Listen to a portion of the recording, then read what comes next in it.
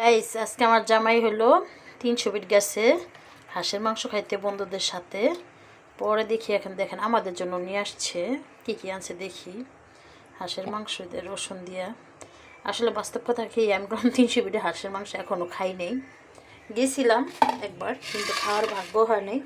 তখন ছিল 16ই ডিসেম্বর, পরে অনেক ভিড় ছিল। পরে এসে পড়ছিলাম বোনের বাসায়, ভিডিও কল আপনাদের সাথে শেয়ার করছিলাম। পরে বোনের বাসায় এসে হলো, এই দেখেন আমরা এখন হাঁসের মাংস খাবো। আবার চালের রুটিও আছে, গো চালের রুটি। দেখি কী কী আনছে আমার জন্য।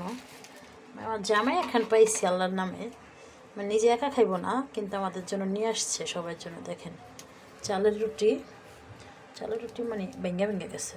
তো যাই হোক, যেমনই হয় আলহামদুলিল্লাহ, যা হয় আলহামদুলিল্লাহ। দেখেন আমার জামাই কত ভালোবাসে আমারে, মানে সে কলম গেছে বন্ধুদের সাথে, সব 10-15 জন সবাই। তো এখন আমাদের জন্য হাঁসের মাংস নিয়ে আসছে, আলহামদুলিল্লাহ। খেতে কোন বেশ মজা হবে।